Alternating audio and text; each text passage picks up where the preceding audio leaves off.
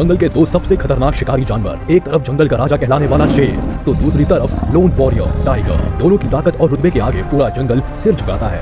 एक तरफ जहां शेर की एक दहाड़ दूर दूर तक जानवरों के दिलों में दहशत भर देती है, तो वहीं टाइगर की प्रेजेंस बाकी जानवरों के लिए मौत की दस्तक होती है। इनकी बेशुमार ताकत और बेखौफ अंदाजे के मुकाबले में दुनिया का कोई भी दूसरा जानवर टिक नहीं सकता। मगर कभी सोचा है आपने, अगर कैट फैमिली के इन दो महाबली शिकारियों का आपस में मुकाबला हो तो मंजर क्या होगा? दोनों में से कौन अपने रुतबे को कायम रख पाने में सफल होगा और किसकी हार उसकी साख को कमजोर कर देगी?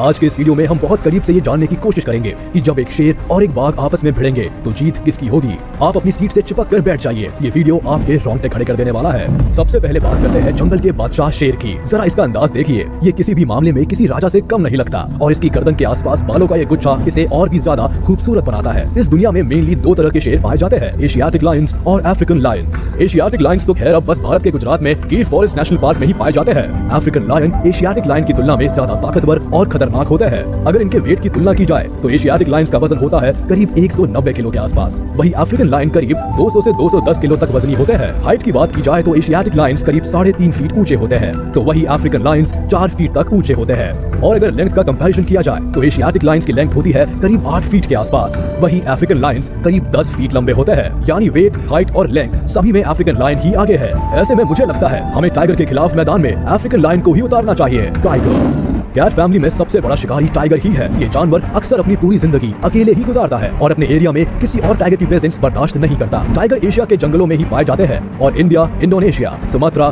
Thailand, Bangladesh, Russia, Malaysia, Bhutan और नेपाल जैसे देशों में आसानी से देखे जा सकते हैं। भारत में तो दुनिया के 80% टाइगर रहते हैं, जो बंगाल से लेकर नीचे कर्नाटक, बीच में मध्य प्रदेश और ऊपर उत्तराखंड तक फैले हुए हैं। यानी साफ है, जू को छोड़कर धरती का ऐसा कोई कोना नहीं है जहाँ ये दोनों जानवर साथ में रहते हो। अगर इनके वेट की बात की जाए तो इनका वजन करीब 220 किलो तक पहुंच जाता है, वही इनकी हाइट करीब 4 फीट तक होती है। अगर लेंथ की बात करें तो नाक से पूंछ तक टाइगर करीब 12 फीट तक लंबे होते हैं। यानी शरीर के आकार में तो टाइगर अफ्रीकन लायन से भी आगे निकल गया। अगर सिर्फ आकार की बात करें तो टाइगर बिना किसी सीधी जंग के विजेता घोषित कर दिया जाना चाहिए। मगर भाई साहब जरा रुकिए, तो लड़ाई में सिर्फ बड़ा शरीर ही तो काम नहीं आता, और भी बहुत सी चीजें हैं जिन पर गौर किया जाना चाहिए। चलिए एक एक करके सारे पैरामीटर्स पर इन दोनों को मेजर करते हैं और फिर हार और जीत का फैसला करते हैं। Fight force.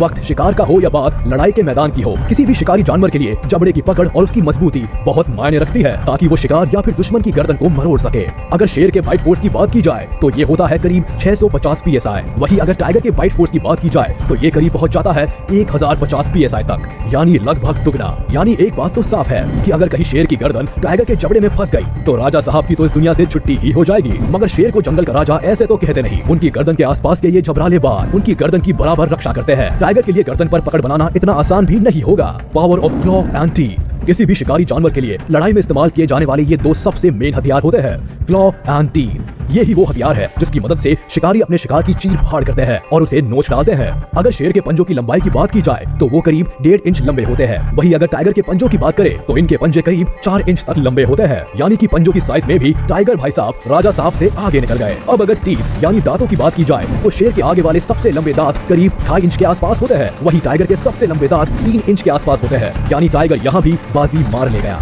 खैर अभी कुछ और चीजें चेक करना बाकी है। रोर कहते हैं कि अगर आप आत्मविश्वास से भरे हैं तो आधी जंग तो यूं ही जीत गए। आप मजबूत हो या ना हो, आपका प्रभाव मजबूत होना चाहिए। ऐसे में आपकी बुलंद आवाज किसी भी लड़ाई में बड़ी इंपॉर्टेंट हो जाती है। अगर हम शेर की दहाड़ की बात करें तो शेर की दहाड़ करीब 12 किलोमीटर दूर तक भी सुनी जा सकती है, वही अगर टाइगर की दहाड़ की बात करें तो इन्हें ज्यादा से ज्यादा 4 किलोमीटर तक ही सुना जा सकता है। शेर भाई साहब भी ऐसी चीज में आगे निकल गए जिसकी एक्चुअल लड़ाई में कोई जरूरत पड़नी ही नहीं है। मुझे तो शेर भाई साहब टाइगर के सामने केवल ऊंची दुकान, फीके पकवान नजर आ रहे हैं। चलिए अभी आगे देखते हैं क्या होता है। Running speed and jump. युद्ध का मतलब सिर्फ आक्रामक होना ही नहीं होता, कभी कभी वक्त के हिसाब से बचाव के तरीकों का भी ज्ञान होना जरूरी है। ऐसे में आपकी भागने और उछलने की काबिलियत बड़ी काम आती है। अगर हम शेर की भागने की स्पीड की बात करें तो लायन करीब 80 किलोमीटर पर आवर की स्पीड से दौड़ सकता है, वही अगर टाइगर की बात की जाए तो टाइगर की स्पीड होती है करीब 65 किलोमीटर पर आवर। इसका मतलब अगर लड़ाई के बीच में किसी वजह से इन्हें भागना पड़ जाए तो शेर की जान तो बच सकती है, मगर बेचारा टाइगर पकड़ में आ ही जाएगा। वही अगर इनके उछलने की काबिलियत की बात करें तो शेर हवा में करीब 12 फीट तक उछल सकता है, तो वही टाइगर करीब 15 फीट तक उछल सकता है।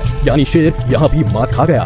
स्विमिंग। अब जरा एक खास एबिलिटी की बात कर ली जाए, तैरना। वैसे तो लायन और टाइगर दोनों ही बहुत अच्छे तैराक होते हैं, मगर जब बात आएगी लंबे समय तक तैरने की तो लायन भाई साहब की सांसें फूल जाएंगी। जी हाँ, लायन की तुलना में टाइगर लंबे समय तक और कहीं बेहतर तरीके से तैर सकता है, और कहीं गलती से पानी में ये दो जानवर आपस में भिड़ गए तो लायन का हारना तो लगभग तय है। Hunting skills.